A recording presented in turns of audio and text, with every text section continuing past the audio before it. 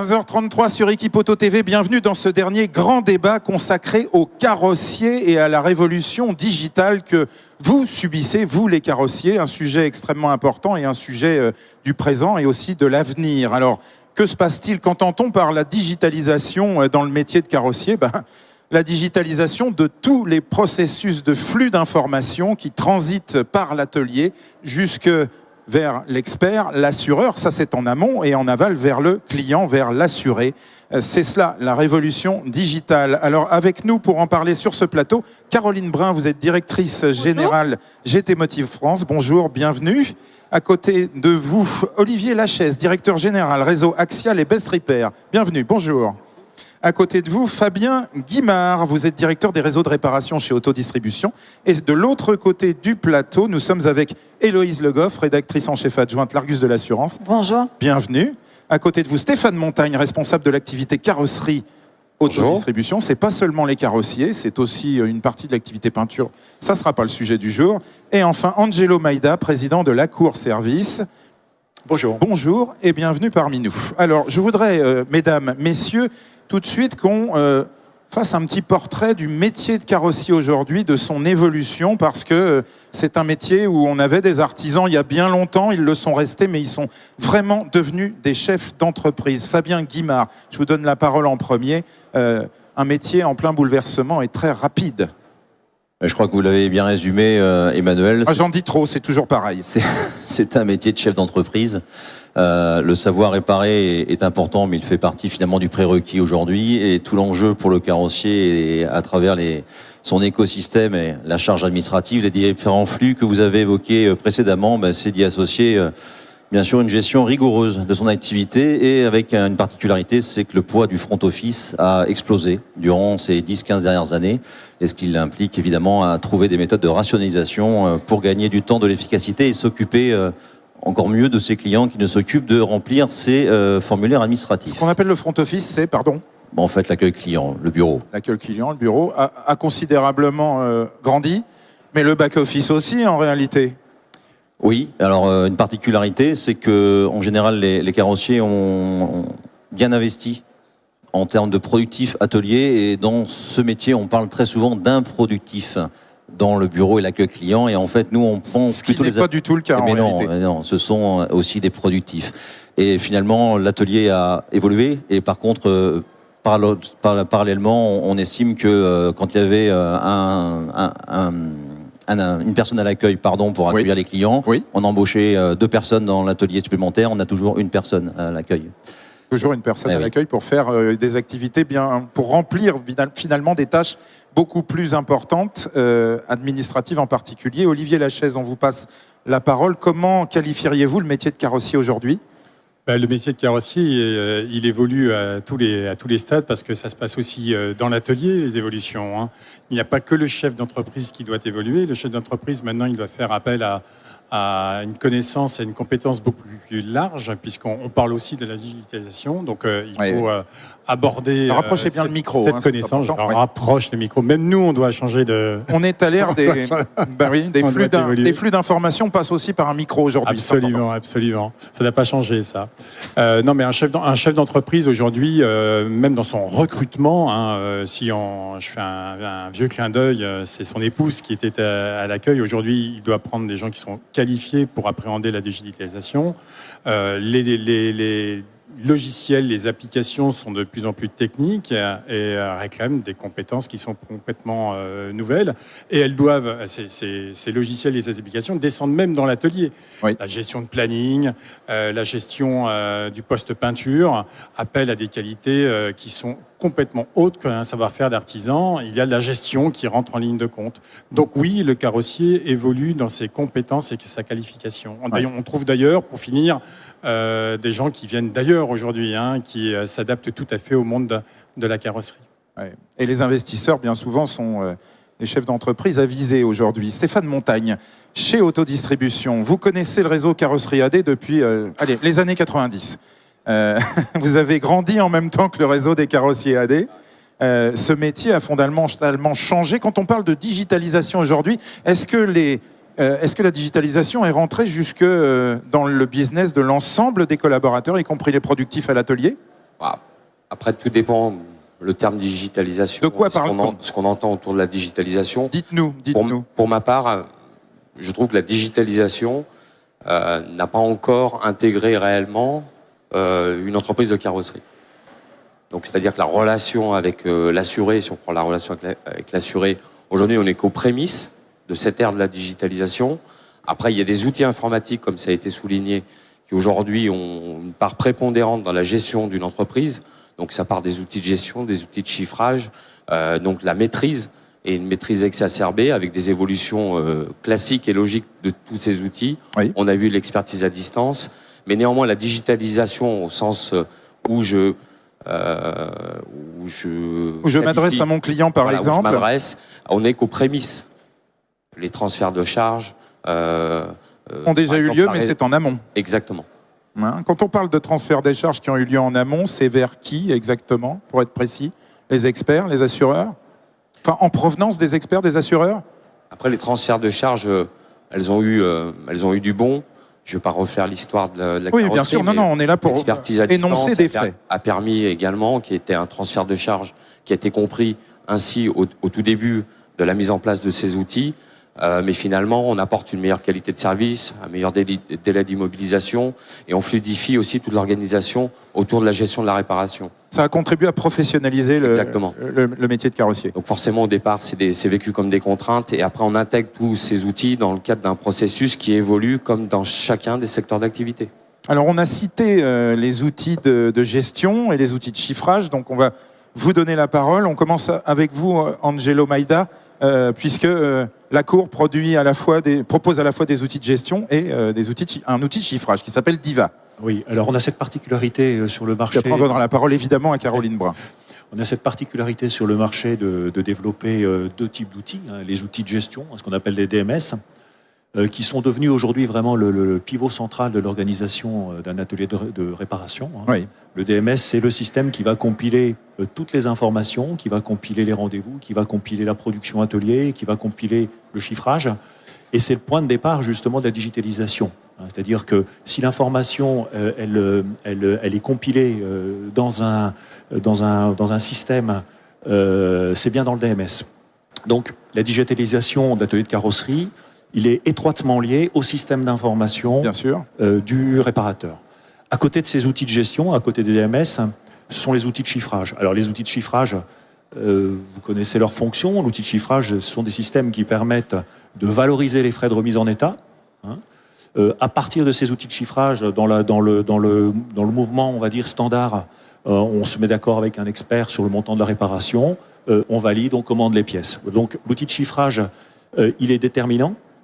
Il est déterminant parce qu'il doit se faire rapidement, le chiffrage, pour réduire le temps de cycle. Oui, mais alors ça, c'est votre expertise, c'est de procurer des outils qui donnent instantanément et de manière ergonomique la bonne réponse. Voilà, alors l'outil de chiffrage, c'est une des briques de l'organisation de l'atelier de réparation qui peut à un moment intervenir dans l'évolution de la digitalisation. C'est-à-dire qu'aujourd'hui on l'utilise d'une certaine manière, il se peut que demain on utilise l'outil de chiffrage de manière différente pour que justement certains scénarios qui peuvent être imaginés par les uns et les autres puissent se déployer en parfaite intégration. Voilà. Et on va y venir juste après. Caroline Brun, donc GT Motive, spécialité, le chiffrage, justement.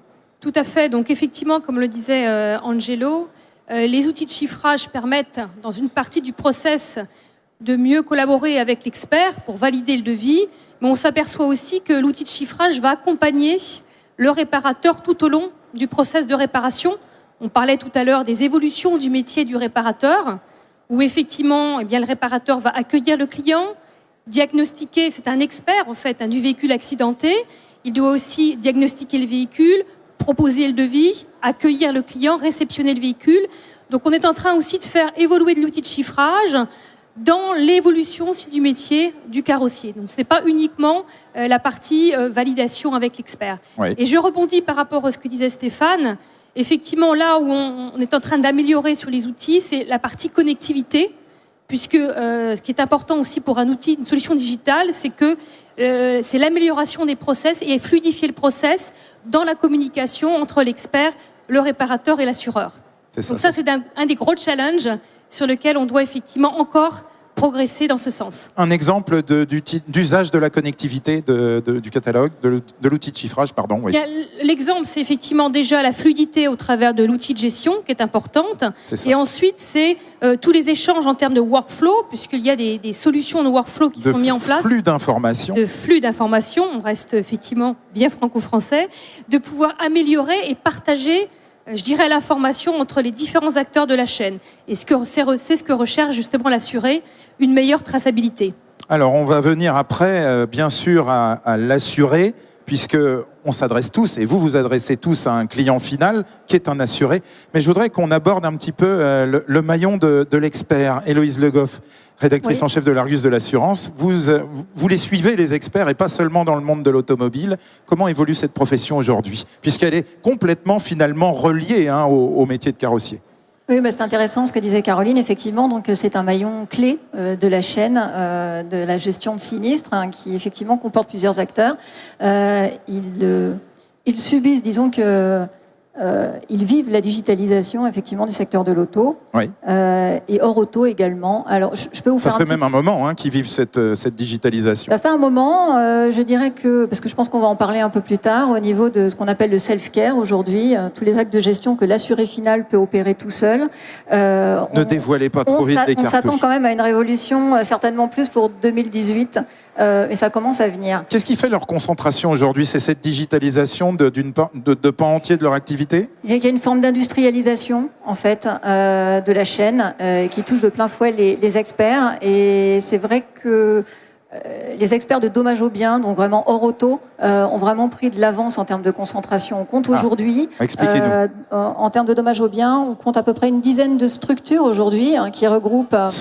Seulement une dizaine de structures. C'est vraiment des grands groupes très structurés, composés par contre de 3700 experts et qui gèrent à peu près environ, qui traitent 2 millions de sinistres par an. D'accord.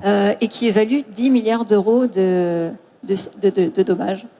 En automobile, en parallèle, c'est assez intéressant justement, moi ça m'a frappé, on compte 600 structures aujourd'hui, 3300 experts qui évaluent par contre 3,6 millions de sinistres et à peu près par contre le même montant de dommages, 10 milliards d'euros, hors corporel. Bien sûr. Répétez-nous le nombre d'experts. 3300 en automobile. 3300 précisément, d'accord. Est-ce qu'on sait dire s'il y a eu une baisse du nombre d'experts? Je ne parle pas de la concentration des cabinets. Ou si on est à peu près stable depuis ces dernières années? Je pense qu'on est légèrement stable. Oui, on est stable. On est à peu près stable, d'accord. Alors c'est important de décrire effectivement ce maillon fondamental qu'est l'expert, parce qu'on va le découvrir après, dans la digitalisation, on l'utilise ou on l'utilise moins, cet expert. Caroline Brun, on va parler de l'assuré. Pour bien dresser le paysage en entier, j'ai été motive à mener une étude, je crois pour la première fois il y a 2 ans, et c'est la 3e édition. 3 ans, alors j'allais dire c'est la 3e édition cette année, donc on dit à peu près la même chose. Tout à fait. Que dit cette étude sur les attentes de l'assuré en matière d'assurance automobile? Oui, alors effectivement, c'est une étude qu'on avait lancée en Espagne, fin 2014, de façon à bien comprendre la perception de l'assuré quant au traitement qu'il a dans la gestion de son sinistre. Cette étude a été très intéressée, a été très pertinente vis-à-vis des assureurs, puisque les assureurs ont contribué à l'évolution de cette étude. Donc c'est une étude qui est faite par type de compagnie d'assurance, par catégorie socio-professionnelle. D'accord. Et ce qui en ressort sur les 3 indicateurs principaux, c'est qu'on s'aperçoit que la satisfaction client est liée directement à la fidélité, et qu'en France, le taux de satisfaction est en augmentation avec un taux de Net Promoter Score. Alors le Net Promoter Score est un taux qui est mesuré par beaucoup de compagnies, y compris les compagnies d'assurance, qui détectent le pourcentage de promoteurs et de détracteurs. Et ce taux a fortement évolué, puisqu'il est passé de 10% à plus de 33%. Ce qui veut dire que les assureurs, vraiment, la satisfaction est au cœur de leurs préoccupations. Alors les assurés, comment jugent-ils finalement la satisfaction? C'est la satisfaction d'un sinistre qui a été bien appréhendé, bien réparé, avec un véhicule de remplacement disponible quand il fallait. Enfin, il y a finalement toute la chaîne. Il y a le carrossier, il y a l'expert, il y a l'assureur, il y a le parcours client. Alors effectivement, dans l'étude, c'est ce qui ressort. Les assurés sont vraiment demandeurs d'une meilleure traçabilité, de l'information, notamment au niveau du statut de la réparation. On a fait une étude. Expliquez-nous précisément, il faut absolument qu'on comprenne ça. Exactement. Donc on a fait ressortir notamment, on a posé la question à l'assuré, à quelle étape du sinistre souhaitez-vous utiliser un outil digital? On a séquencé en 4 parties, process, déclaration, qualification, orientation et suivi réparation. Et pour plus de 48%, les assurés veulent avoir une information précise au travers de solutions digitales sur le suivi de la réparation. D'accord. Un troisième indicateur fort, et là nous sommes en tour de table notamment avec ces messieurs les carrossiers, le rôle du réparateur est un acteur clé, comme l'expert notamment dans le cadre de la perte totale, c'est ce qui ressort aussi sur l'étude, mais le réparateur a un rôle clé, notamment eh bien, dans la réception, la réparation et la livraison du véhicule. Et on s'aperçoit pour 94% des cas, c'est l'assuré qui appelle le réparateur et c'est le réparateur qui informe l'assuré que son véhicule est bien livré et bien prêt. Donc là aussi, le réparateur a un impact fort sur la satisfaction notamment de son assurance. On n'oubliera jamais que c'est un commerçant de proximité, le carrossier. Hein. C'est pour ça que le maillage des réseaux est si important. Je voudrais vous faire réagir, messieurs les réseaux de carrossiers, sur ce qui vient d'être dit, en particulier l'attente de solutions digitales. Fabien Guimard, on va vous donner la parole. Caroline Brun évoque le suivi de la réparation. Qu'est-ce que ça vous évoque chez Autodistribution? Alors ça évoque avant tout le besoin, comme l'a dit Caroline, de tout automobiliste que nous sommes. Lorsqu'on possède une voiture, c'est normal, on a envie d'être informé. Et je trouve ça très très bien dans la relation client, nous trouvons ça très bien dans l'amélioration. Attendez, soyons de la qualité. clairs, aujourd'hui un client, je vous interromps, il amène sa voiture, il a eu un accident, il est stressé, c'est logique, c'est même pire que d'aller chez le dentiste. On est complètement clair. À partir de là, sa voiture, elle disparaît dans un atelier tout noir et il ne sait pas ce qu'elle devient.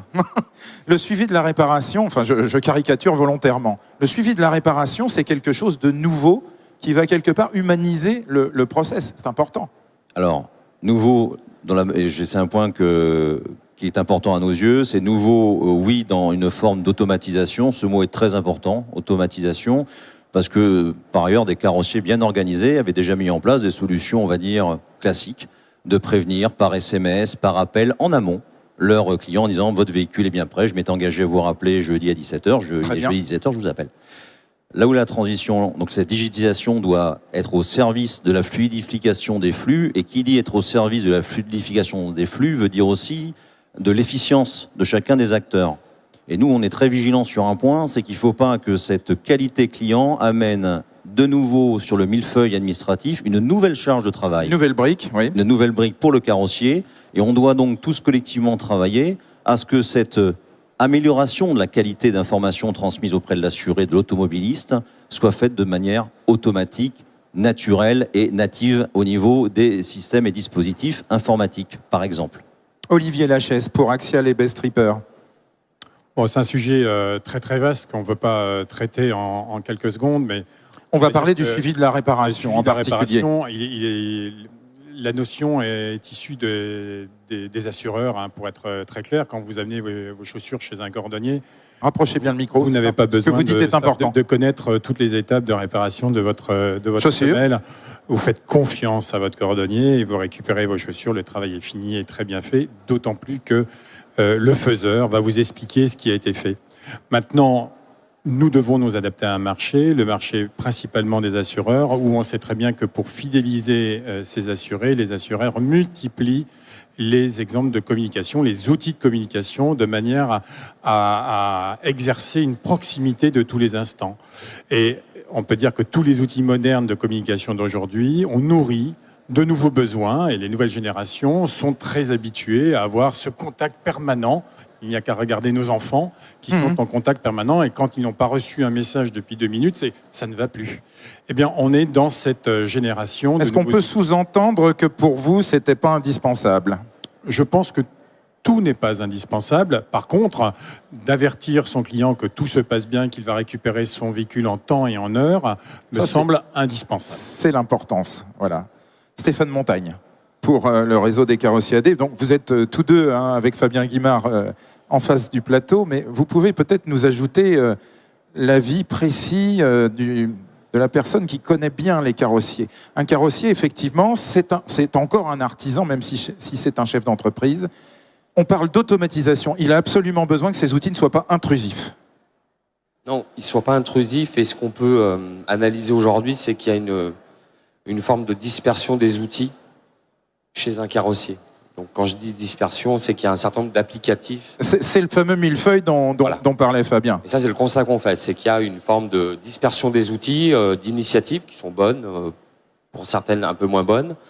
Et qu'aujourd'hui, et ça c'est notre vision, et ça n'engage que nous, c'est que pour nous, un carrossier a un réceptacle d'information qui s'appelle un outil de gestion. Dans cet outil de gestion, ça a été souligné par Angelo, par Caroline. À qui on va revenir juste après. On intègre de l'information. Cette information, on a un besoin essentiel, puisque vous avez parlé de petites entreprises, d'automatiser des flux vers un certain nombre de tiers. Et aujourd'hui, ce qu'on constate, c'est qu'il y a une dispersion des outils. Il n'y a pas une interconnexion entre ces outils, ce qui vient complexifier le rôle du carrossier dans l'automatisation des flux vers Pierre-Paul Jacques. Et ça, c'est une des caractéristiques de notre métier, c'est que le carrossier n'est pas à l'initiative des flux d'informations qu'il va transmettre vers les assurés. C'est l'assureur aujourd'hui. Enfin, ce sont les assureurs qui créent des outils exploitant l'automatisation pour informer. Oui. Complexe en termes de gestion au quotidien, et ça rend aussi complexe aussi en termes de productivité et d'un point de vue financier. Voilà qui rend crucial le rôle des éditeurs de logiciels de gestion, Angelo Maida. C'est ce que vous dites toujours, hein. À quoi sert le nombre de tuyaux si on n'est pas à l'interconnexion précise pour faciliter la vie des réparateurs? On voit bien à travers ce qu'on vient d'exposer, notamment en ce qui concerne les outils de suivi de réparation. Et n'hésitez pas à rapprocher le micro. Que le cœur du système, c'est le DMS. Hein, voilà. Est-ce que vous validez l'idée de l'éparpillement des outils aujourd'hui? Oui, bien sûr, parce que si on reparle du sujet, enfin, comment dirais-je, vous avez des besoins qui sont exprimés par des compagnies d'assurance, par des loueurs, par les gens qui maîtrisent les flottes de véhicules. Oui. Pour répondre à ces besoins, les réseaux de réparation ont besoin de se structurer d'une certaine manière et d'apporter de la qualité et du service à l'assuré. Mmh. La digitalisation, par exemple, sur le suivi de réparation, il répond à plusieurs prérogatives. Tout d'abord, informer l'assuré du suivi de sa réparation, mais il répond à une autre prérogative qui n'a pas encore été évoquée aujourd'hui, c'est s'assurer du respect des prérequis du cahier des charges pour la réparation, vu côté assureur. Donc, dans les systèmes de suivi de réparation, vous avez deux facettes. Vous avez le service apporté aux assurés et vous avez la mesure de la performance de vos prestataires. Finalement, ça permet de mesurer en temps réel la performance. Oui, parce que temps passé. Parce que les flux de véhicules sont orientés là où les accords sont pris pour réparer les véhicules. Et si on prend des accords, eh bien forcément, on doit respecter des règles. C'est vrai, mais enfin, si on va trop loin dans la manière de surveiller, est-ce que ça ne devient pas contre-productif? Alors, je ne sais pas si on surveille. Je dis simplement. Écoutez, on a accès à tout. Hein, donc, je dis simplement que c'est moi qui le dis. Je dis simplement qu'il y a plusieurs sujets sur le suivi de la réparation. Alors, le suivi de la réparation, aujourd'hui, il doit être automatisé, comme l'a exprimé Fabien, c'est-à-dire que sans intervention du réparateur, eh bien, il faut que l'information elle soit publiée vers l'assuré, par des moyens techniques divers et variés, sur les téléphones, à travers des mails, à travers des SMS. Et il faut que ce soit transparent pour le réparateur, ça c'est extrêmement important. C'est ça. Il ne faut pas encore une fois, que le temps passé par le réparateur soit impacté parce que lui est improductif, avant tout. Le digital, c'est le temps réel, c'est la communication, c'est le service, c'est la qualité. Donc on ne peut pas défendre ces idées et en même temps mettre en œuvre des outils qui, en termes de productivité, pénalisent éventuellement le réparateur. Donc il faut que ces outils viennent s'intégrer dans la chaîne d'organisation, et notamment la chaîne d'organisation informatique des ateliers de réparation. Alors avant d'en venir aux outils purement B2B, je voudrais qu'on reste un petit peu, et on va passer le micro à Héloïse Le Goff, sur le parcours client de l'assuré. Dans d'autres domaines, comme par exemple l'habitation, je crois qu'il est très en avance, on utilise énormément la digitalisation, les assureurs utilisent énormément la digitalisation, et on implique l'assuré dans le processus. Ça arrive en automobile aussi. Ça débute malgré Ça débute tout juste. Mais c'est vrai que je crois qu'aujourd'hui en automobile, 10% des sinistres dits à faible enjeu, c'est-à-dire de faible montant, sont gérés sans le passage de l'expert. 10%, on s'accorde là-dessus? 10%, moi, c'est le chiffre que m'a donné la NEA, bon après à revalider, et en tout cas en dommages aux biens, donc habitat, dégâts des eaux, on est à déjà un sinistre sur deux d'un montant évalué inférieur à 5 000 € qui est traité sans expertise. Inférieur à 5 000 €, c'est quand même nettement au-dessus du sinistre automobile. Hein. Donc oui, c'est au-dessus. Ouais. Et donc par rapport à ça, effectivement, oui, le digital s'immisce complètement dans le métier de l'expertise. Disons que l'objectif, c'est de rendre pour les assureurs l'assuré de plus en plus acteur de son sinistre, en étant vraiment partie prenante. Il y a la start-up américaine, en fait, Lemonade, je ne sais pas si vous en avez entendu parler. Comment s'appelle-t-elle, pardon? Lemonade, comme limonade, Lemonade. en français. Je crois qu'ils ont une petite vidéo de présentation. J'encourage tout le monde à regarder parce que c'est assez bluffant. Ça part d'un smartphone, effectivement. On rentre chez soi, on découvre un dégât des eaux. On prévient son assureur quand même, qui vous envoie un lien. Et ensuite, Ah bon, il faut encore prévenir il l'assureur? faut quand même prévenir l'assureur. Par rapport à ce lien-là, il suffit de prendre en photo le dégât et après, à ce moment-là, on suit un process, tout s'opère, et jusqu'au chiffrage, éventuellement, et jusqu'à l'indemnisation sur le compte en banque, quasiment en 24 heures. Donc ça, c'est un peu le fantasme de la gestion de sinistre aujourd'hui. Entre Poussé le fantasme et la jusqu'au bout et aux réalité, on n'en États-Unis. est quand même pas encore là. Mais aujourd'hui, c'est vrai que beaucoup des grands groupes dont je vous parlais ont offrent en tout cas ce type de dispositif. Vous allez me dire pourquoi c'est la branche sur laquelle on est assis, parce que je pense que c'est aussi le sens de l'histoire, que sur les sinistres à faible enjeu, les experts savent qu'ils vont avoir de plus en plus de mal à défendre leur valeur ajoutée, qu'il y a une pression sur les coûts, qu'il y a une industrialisation et qu'il faut bien vivre avec. Et du coup, ils préfèrent à la limite créer les outils, au moins l'assureur, disons, passera quand même par l'expert pour... Ah oui, parce que dans ce secteur-là, dans l'habitation, l'expert est partie prenante aussi dans la création de ces outils? Exactement. Donc on a par exemple le Rexo, qui est la filiale dommages aux biens du groupe Prunet, qui propose depuis peu un outil qui s'appelle SafeCare Easy Sinistre, qui s'adresse aussi bien d'ailleurs aux gestionnaires de sinistres au sein des compagnies d'assurance que pour l'assuré final. On a DigiClaims du groupe Texa également. On a beaucoup de start-up aussi qui pour le coup concurrencent les groupes d'expertise.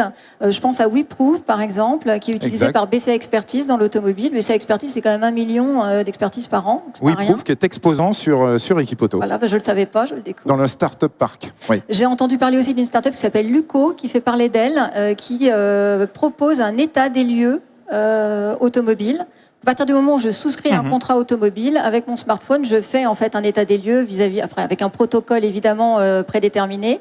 Et ça permet donc finalement à l'assureur de suivre l'état du véhicule assuré tout au long de sa vie et éventuellement détecter des fraudes. Parce qu'il ne faut quand même pas oublier que le rôle de l'expert est également celui-ci. Hein, c'est quand même un rôle clé d'identification du sinistre jusqu'au chiffrage. Alors, dans l'automobile, on a effectivement Oda Watch de Sidexa, qui est traduit par le self-care mis en œuvre pour Covea, par exemple, ou Pixauto chez Gann. Ça commence aussi, hein, effectivement. Je voudrais vous demander de réagir, Olivier Lachaise, par exemple, à ce qui vient d'être dit. La digitalisation, elle doit être vécue ou bien on sort du système? Est-ce que c'est ça, le sens de l'histoire? Ah non, il faut accompagner l'histoire, il faut s'adapter. Et il y a un marché qui est ce qu'il est, et il faut vivre avec. Maintenant, je suis un peu... j'ai quitté une célèbre mutuelle il y a 4 ans maintenant. Allez, on va la citer, c'est Maïf, c'est moi qui m'en charge. Et il y avait déjà ces services. Très bonne mutuelle, hein, en passant. Excellente mutuelle. Très bon niveau de remboursement. Que Pas trop de sinistres, il ne faut pas en avoir trop. Que j'adore, toujours. Et non, mais c'était déjà en place. Alors, juste une petite remarque, sans donner de véritables chiffres aux ces personnes, mais la rémunération de l'expert dans le dommage aux biens est tout autre que dans la réparation automobile.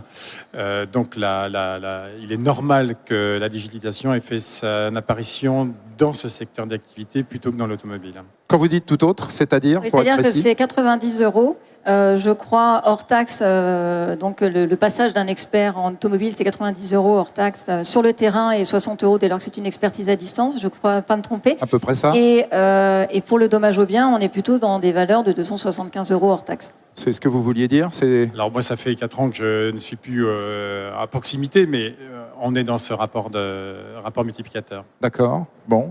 Et alors, que pensez-vous de ces outils mis en œuvre qui incluent l'assuré dans le parcours client avec la prise de photos? Moi, je pense que, encore une fois, et je me répète, par rapport à l'évolution de communication que nous connaissons aujourd'hui, ça va dans le sens de la marche. Il n'y a pas de souci. Évidemment, les experts doivent être quand même très effrayés par ce système-là, parce que il va y avoir des étapes intermédiaires qui vont se passer de leur service, tout simplement. On les fera venir une autre fois sur Equipoto, effectivement, pour en parler. C'est un peu compliqué. Et puis, si je peux rajouter juste encore une petite couche technique, on voit ce qui se passe dans le dégrêlage. Les outils... Dans le, pardon? Dans le dégrêlage. Dans le dégrêlage, oui. On voit les outils techniques qui sont développés aujourd'hui et l'analyse de l'image. C'est-à-dire qu'à partir d'une photo, on va être capable de traiter une déformation. Je vous laisse deviner ce que peut être la suite rapide de ces évolutions techniques. L'expert n'est pas obligatoire. On ne fait pas appel à l'expert obligatoirement dans tous les types de signes. Je sais très bien que vous n'êtes pas expert. Je ne suis que faiseur. Voilà, vous n'êtes que faiseur, effectivement. Mais c'est quelque chose d'important à rappeler. Les sinistres à faible enjeu, effectivement, on a ici des exemples donc avec Self-Care mis en œuvre pour Covea, Pixauto chez Gann. Je sais que ça a beaucoup fait réagir, mais en attendant, il faut s'y adapter. Caroline Brun, vos outils, quel rôle jouent-ils dans ce parcours digital aujourd'hui? Alors, on a effectivement la partie chiffrage, comme je vous l'ai dit, mais également toutes les solutions liées au web service, puisque nous avons des bases de données automobiles. Et quand on parlait justement de digitalisation, c'est vrai que les assureurs ont une vision 360, tournée client. On réfléchit beaucoup avec des assisteurs qui sont, je dirais, en amont de la chaîne sinistre, avec des réflexions sur des services au travers d'applications digitales qui vont donner de l'information ou des services supplémentaires liées directement à l'assuré. Je pense par exemple aux informations liées au plan de maintenance. Donc au-delà, je dirais, d'outils de chiffrage, qui est un outil effectivement d'aide à la décision, de discussion avec l'expert, ce sont également des solutions qu'on va évoluer, qui vont être complètement intégrées aux solutions d'acteurs en B2B2C, ou également d'assisteurs qui vont intégrer, ou d'assureurs intégrer des informations supplémentaires qui vont apporter de nouveaux services à l'assuré pour être, je dirais, en permanence en relation avec l'assuré. Je dirais que l'assureur ne veut plus être simplement présent au moment du sinistre, mais veut faire partie du quotidien au travers d'applications à l'égard de l'assuré. Donc c'est sur cette démarche aussi qu'on va, notamment au travers de notre base de données, qui est une base de données européenne, avec toutes les informations techniques liées aux données constructeurs. On ne peut pas parler de digital, effectivement, sans parler d'ouverture des systèmes. On passe la parole à Angelo Maida. Le groupe Lacour a déployé lui aussi un outil qui s'appelle DigiCar. Expliquez-nous. Oui, alors c'est un système de suivi de réparation en temps réel. Voilà. Donc comme son nom l'indique. Donc là, on va bien jusqu'au client, les B2B2C. Qui est connecté directement au système d'information, donc au DMS des ateliers de réparation. C'est un système ouvert puisqu'il se connecte à tous les DMS, puisqu'on a décidé, nous, côté groupe Lacour, de déployer des interfaces pour que chacun puisse s'y connecter.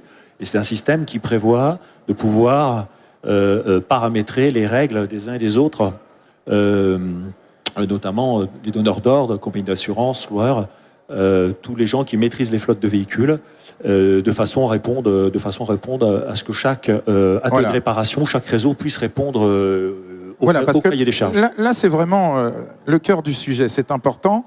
Soit on crée des outils, alors on parle des assureurs, on parle des créateurs d'outils techniques en dessous, qui vont créer un millefeuille finalement au sein des ateliers de réparation, soit le DMS reste le cœur effectivement battant et ce sont les outils qui doivent s'y adapter. Ça, c'est la grosse différence de philosophie. Ce que vous défendez, c'est qu'il ne faut pas des systèmes propriétaires qui descendent des assureurs, il faut un système qui centralise. Alors, j'espère que j'ai assez bien traduit votre Je vais corriger un tout petit peu. Allez-y, corrigez-moi. Il faut pas mettre en œuvre des systèmes propriétaires sur le digital. Alors, quelle que soit la manière quelle que soit la source dont ils descendent, j'allais dire. C'est-à-dire que c'est important que si à un moment un acteur du marché souhaite pouvoir disposer d'une information en temps réel pour ses conducteurs, pour son réseau, pour son client, pour un client grand compte, il doit pouvoir le faire.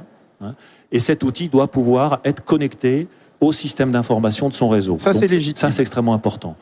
Je voulais faire une petite remarque sur la partie, parce qu'on a parlé tout à l'heure de sinistres à faible enjeu. Alors, j'ai pas bien compris où se situait le faible enjeu, en fait, parce que si le sinistre à faible enjeu, si on peut tout automatiser sur les sinistres à faible enjeu, les sinistres à faible enjeu, c'est en principe le plus gros volume. Donc, quand le volume augmente, donc il faut être très vigilant sur tous les automatismes qui sont mis en place, même sur les petits sinistres, hein, parce que ce sont ceux qu'on retrouve le plus souvent dans la configuration des D'ailleurs, il n'y ateliers avait de aucune réparation. prise de position dans les propos d'Héloïse Le Goff. Hein. Bien sûr, c'était simplement une remarque hein, sur la partie faible enjeu. Bien sûr. Et on... Faible enjeu, mais gros volume, donc Voilà. gros enjeu finalement. C'est ça. Donc on étudie beaucoup ces questions avec nos différents partenaires, parce qu'il est très difficile de pouvoir positionner le curseur justement sur les petits sinistres, en fait. Voilà. Mais, où est-il, ce curseur, aujourd'hui, d'ailleurs? Enfin, il faudrait le demander aux assureurs, d'ailleurs. Voilà. Bon. Je crois que ce serait la meilleure chose à faire. D'accord, important. Héloïse souhaite réagir. Non, je pense juste qu'ils n'ont pas tous la même stratégie d'ailleurs et Bien sûr. qu'il ne faut pas faire de raccourcis hâtifs en s'imaginant que... Voilà, mon propos n'est pas de dire que sur tous les sinistres à faible enjeu, on va tout automatiser parce que certains sinistres à faible enjeu, justement, peuvent être très complexes. Enfin, je veux dire, il y a une pluralité de sinistres et de process opérés par les assureurs qui varient vraiment d'une compagnie à une autre et donc c'est beaucoup plus complexe que cela. Voilà. C'est beaucoup plus complexe, effectivement. Un point sur le chiffrage autonome. Enfin, le chiffrage autonome, c'est un exemple, c'est une marque presque déposée. Chiffrage autonome du réparateur, c'est ce qu'a mis en œuvre Sidexa pour Covea. Donc, je dirais le traitement automatisé du sinistre, pour être très clair. Où est-ce qu'on en est aujourd'hui? Stéphane Montagne, est-ce que vous le savez, ça? Le nombre, sur 100 sinistres, combien sont traités de manière automatique, à peu près? Il n'y a pas d'informations qui sont Il n'y a pas véhiculées. d'infos précises? On n'est pas sur les 15%, quelque chose comme ça, à peu Après, près? c'est toujours un petit peu intuitif, mais c'est Ouais. entre 15 et 20%. Entre 15 et 20%, ouais. Mais là-dessus, il n'y a pas d'études qui ont été réalisées. Donc, Il semblerait que tout ça stagne quand même au bout d'un certain moment, finalement. Donc les faibles enjeux trouvent leur part de marché par rapport aux enjeux qui nécessitent le passage d'un expert. Il semblerait. Mais Il semblerait. Il semblerait. Après, on n'a pas d'informations précises. Ça a été mis sous l'initiative d'un assureur. Aujourd'hui, on n'a pas plus d'informations concernant ce processus. Aujourd'hui, il s'élargit sur certains groupes d'assurance. Ça, c'est qu'on peut constater. Hein, on parle du CAR. Après, il y a d'autres compagnies qui sont en train de le mettre en place au niveau de leur réseau de réparateurs agréés. Ça, c'est la tendance. Mais Oui. c'est pas une Est-ce que tendance les- qui généralise à ce D'accord. jour. C'est pas pour faire une bataille de chiffres. Est-ce que les carrossiers y trouvent un avantage et lequel? On reste avec vous, Stéphane Montagne. Tout à l'heure, on parlait d'efficience, de productivité. Les remontées d'informations qui nous sont données, c'est on réduit les délais d'immobilisation du véhicule. Donc, on améliore la prestation de service délivrée à l'assuré. Donc, ça, c'est les remontées d'informations. Et donc, par conséquent, on apporte un meilleur service. C'est les remontées d'informations qui en sont faites. D'accord. Même avis du côté d'Olivier Lachaise pour Axial et Best Reaper. On accompagne une mutation. Ici, c'est l'automatisation finalement du process de chiffrage. On va plus vite, le carrossier y trouve son compte? Je ne sais pas si le carrossier trouve son compte. En tous les cas, il y a toujours un contradictoire. Hein, et il est sûr qu'on a une réponse automatique de la proposition de la valorisation de la réparation qui est proposée. Ça marche aujourd'hui, ça. Et ça marche très bien. Donc, C'est on ça. accompagne le mouvement, il n'y a pas de souci. Il y a On ne peut pas pas parler d'avantage, mais il est clair qu'en gain de temps, on a une réponse immédiate à un chiffrage, ce qui, malheureusement, n'est pas toujours le cas avec certains cabinets d'experts. Est-ce qu'on a une idée, pour remonter un petit peu sur la digitalisation initiée, impulsée par les assureurs? Il y a un élément premier qui est le e-constat. Héloïse Le Goff, est-ce qu'on a des Oui. informations sur le succès ou l'insuccès du e-constat? La Fédération française de l'assurance en sont très fiers. En l'occurrence, ils ont raison, mais c'est quand même plus de 400 000 téléchargements, donc c'est très peu. Hein. Ah, c'est Et, très peu. C'est très peu, hein, plus de 400 000 téléchargements de l'application, environ 20 000 e-constats réalisés à date. Alors, on m'a répondu que c'était un problème générationnel et que ça allait évidemment monter en puissance. Ah bon, alors dans 30 ans, ça ira mieux. Donc voilà, c'est ça. D'accord. Ah oui, alors attention. Donc ça, Non, c'est important. le e-constat, c'est... C'est un flop. je Soyons dirais, clairs. c'est un succès de place pour le secteur de l'assurance, puisqu'effectivement, il y a eu un consensus et voilà. C'est vraiment un sujet de C'est place. un outil de place. C'est Ouais. un outil de place, comme on dit. En revanche, au niveau Au niveau de la mise en œuvre, Au niveau de la on n'y est mise en pas œuvre et de encore. l'utilisation, on n'y est pas encore. Alors ça nous amène à conclure tranquillement notre débat sur le thème jusqu'où aller dans la digitalisation finalement, parce qu'on crée des outils, le suivi des réparations, c'est un petit peu ce que vous disiez, messieurs Guimard et Lachaise au début, hein. D'une part, attention à la productivité, à ne pas l'impacter, et d'autre part, jusqu'où aller dans l'utilité véritable des outils digitaux. Fabien Guimard, chez Autodistribution, vous en savez quelque chose, vous êtes hyper connecté avec vos réseaux de distributeurs et de réparateurs. Ça, c'est utile. Il faut que la digitalisation, alors il y a une chose qui est importante, je pense qu'on a dû l'évoquer, hein, c'est que tout ceci doit servir à améliorer le parcours client. Systématiquement. Donc ça, c'est le fer de lance, c'est que qu'on veuille réserver, payer une prestation, prendre un rendez-vous par Internet, il faut que ce soit simple. Il faut que ça serve, et dans une logique responsable et raisonnable, l'ensemble des parties prenantes qui mettent en place ce type d'outils. Et c'est surtout ce point sur lequel on est très vigilant, pour ça qu'on a parlé d'automatisation de beaucoup de choses tout à l'heure, de flux, et que tous ces outils qui soient mis en place soient bien dans une logique vertueuse, dans l'intérêt de l'ensemble des parties prenantes, l'intérêt pour l'assuré, l'intérêt pour le réparateur, qui est quand même le maître d'ouvrage incontournable dans la réparation du véhicule, bien sûr, pour l'assureur également, et puis pour l'expert qui a son rôle à jouer, hein, en tant qu'expert, parce qu'un expert, normalement, il doit également valider les process ou les méthodologies mises en œuvre dans les règles de l'art. À toute la digitalisation qui vient d'en haut, vous répondez, pour nous, ça part avant tout d'en bas. Ça part du client final, on raisonne dans son intérêt, et puis on fait remonter en construisant les outils effectivement dans le bon ordre. Hein. Voilà, c'est ça. Oui, et puis il ne faudra pas perdre de vue qu'il faut à un moment donné, on le voit maintenant dans la digitalisation, même si maintenant après derrière il peut y avoir des robots, mais même si on met un parcours client digital où je peux prendre rendez-vous, je peux tout faire, à un moment donné il y a des fenêtres pop-up qui ouvre, si vous mettez un peu de temps à répondre en disant si vous avez une question, on est là. Pour redonner du sens à l'humain, pour redonner l'impression qu'on n'est pas tout seul et qu'on rentre dans un système où on ne sait pas trop où ça va, ce que ça fait, etc. On a l'impression de parler à quelqu'un et donc de revenir sur une dimension humaine. Et je crois qu'on l'a dit tout à l'heure, et vous l'avez très bien dit Emmanuel, ce sont aussi les carrossiers, des commerçants de proximité. Ils ont un rôle de conseil, d'expertise et de relations commerciales à entretenir avec les automobilistes qui sont les clients des assureurs. Caroline Brun, est-ce qu'on peut imaginer, puisque vous expliquez l'ambition de descendre dans l'information jusqu'au client final, jusqu'à l'assuré, qui est aussi un consommateur, pour le OR Assurance, d'avoir la capacité de chiffrer soi-même des petites réparations en utilisant par exemple vos outils? Ça peut exister un jour, ça? On est en train de réfléchir sur cette approche plutôt sur la partie auto-assurance, puisqu'effectivement, notamment sur les flottes qui sont en auto-assurance, qui veulent avoir la maîtrise complète de le court sinistre. On réfléchit avec notamment des startups sur une idée effectivement de chiffrage très simple et de devis.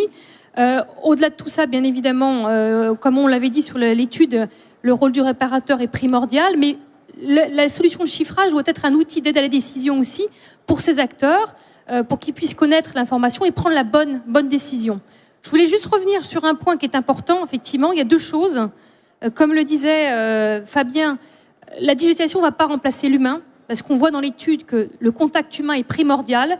C'est un outil pour le réparateur.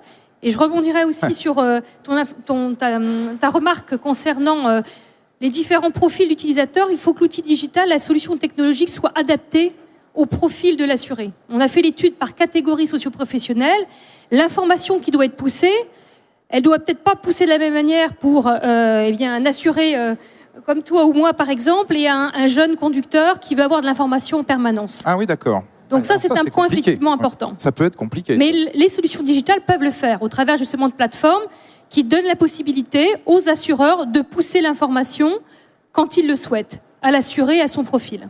Angelo Maïda, pour le groupe Lacour, quelles sont les prochaines étapes dans le parcours de digitalisation? Oui, alors je vais simplement dans le prolongement de ce que vient d'exposer Caroline.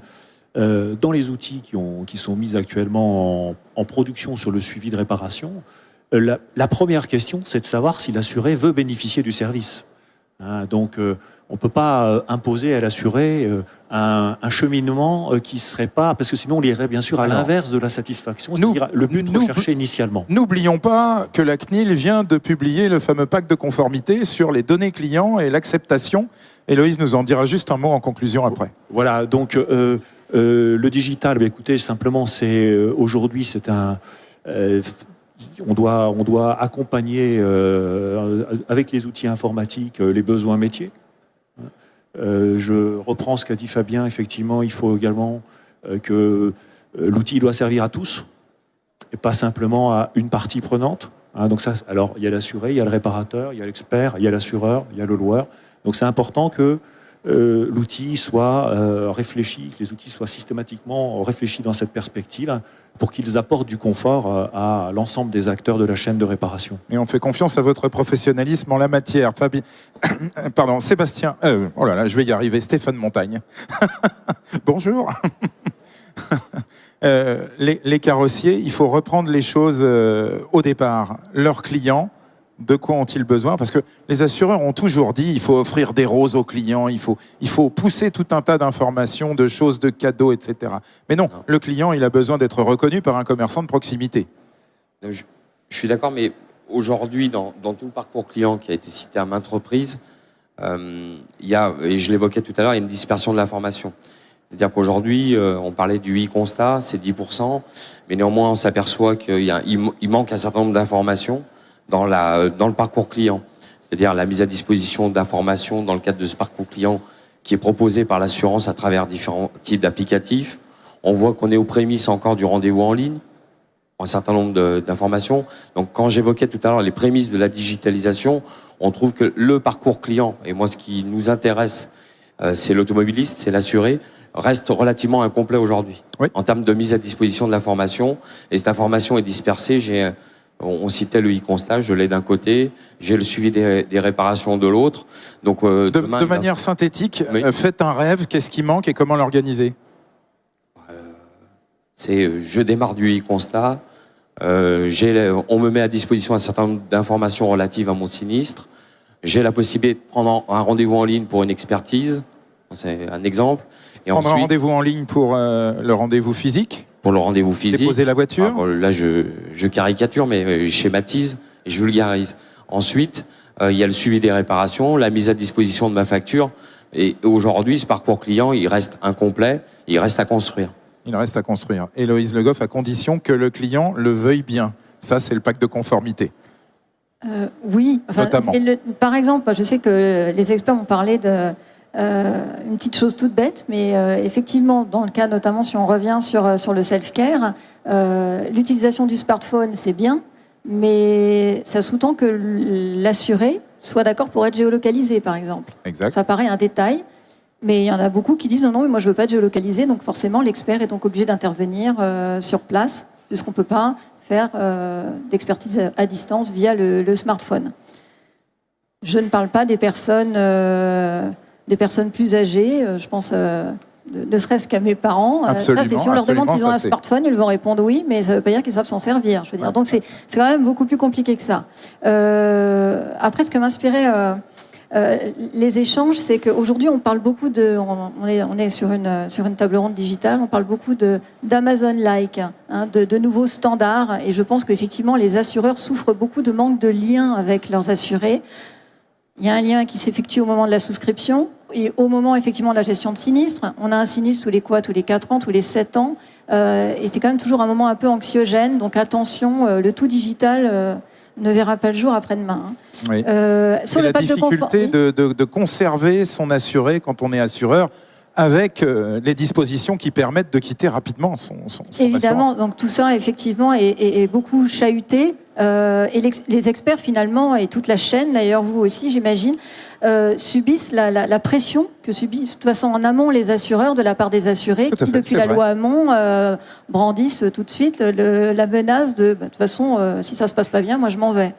Donc forcément, il y a un focus sur la relation client qui est extrêmement fort depuis 2 ans, et d'où le besoin et l'avalanche de services qui sont mis en place, et le souhait des assureurs dans l'automobile, par exemple, d'accompagner le client jusqu'au rachat d'une voiture identique à celle qui a été détériorée. Ah oui. Alors, en perspective, on voit beaucoup de choses. En perspective, mais c'est toujours très compliqué de mettre en œuvre. Hein. Chacun son métier, malgré tout. Merci Héloïse, merci Caroline Brun, merci messieurs. Ce sera donc le mot de la fin de cette transformation digitale finalement, parce qu'il s'agit bien de cela. Tous les métiers subissent ou accompagnent finalement positivement leur transformation digitale. Ce fut un plateau passionnant. Et nous nous retrouvons dans quelques minutes pour le dernier débrief sur ce plateau TV. Excellente fin de journée, profitez-en pour les derniers bons de commande sur Equipe Auto.